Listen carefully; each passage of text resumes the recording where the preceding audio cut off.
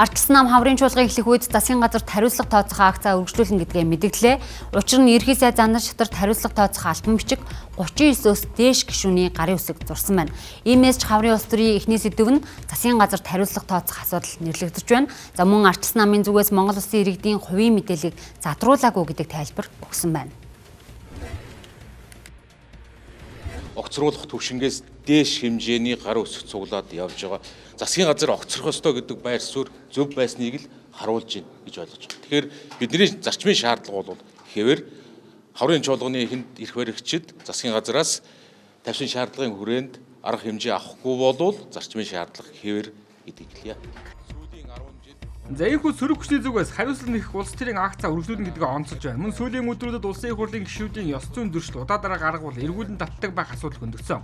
Тэгвэл ардчилсан намын дарганы зүгээс зөвхөн жагсаалтын гишүүд гэж ялгамжтай хандах ёсгүй гэсэн байр суурьтай байна.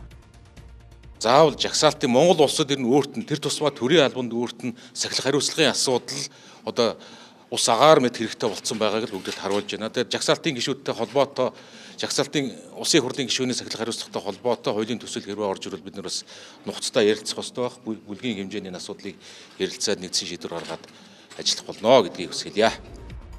Ардчилсан нам гишүүдийнхээ бүртгэлийг шинжилж эхэлсэн, харин тус намын захим санд иргэдийн хувийн мэдээлэл байрсан байна гэдэг шүүмжил гарсан. Тэгвэл сонгуулийн ерхий орооноос 2024 оны сонгуулиар улс төрийн намуудад олгосон сонгогчдын бүртгэлээр намын гишүүдэд давхар баталгаажуулах мэдээллийн сан бүрдүүлсэнийг онцолж, иргэд өөрсдөө л задруулахгүй бол хувийн овог нэр, гэрийн хаяг, регистрийн дугаарыг өөр хүн мэдэх боломжгүй гэлээ. Иргэдийн одоо энэ хувийн мэдээллийг өөрснөө задруулсан ийм одоо зөрчил юм уу сөрөг зүйл бол байхгүй.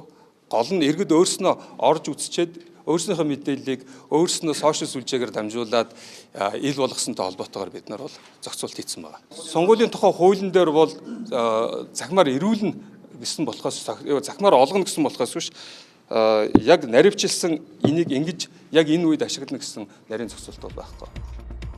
Түүнчлэн ардчилсан намын зүгээс Эрдэс 5 толгой хувьцат компани 200 гаруй тэрбум төгрөгийн ногдол ашиг болгон тараахан зүй ёсны асуудал гэж тайлбарлалаа. За учир нь Эрдэс 5 толгой хувьцат компани өнгөрсөн хугацаанд 9.6 их наитын ногдол ашиг тараах шийдвэр гаргаж байсан ч үүнээс ердөө 2.6 их наитыг л иргэдэд тарааж үлдсэн 7 их наит нь хэрхэн юунд зарцуулагдсан бэ гэдэг нь тодорхойгүй үлдсэн. Иймээс ч иргэдэд очих ёстой ногдол ашигаар үйлдвэр барийг их саналууд нь хариуцлагагүй популизм гэж үзэж байна.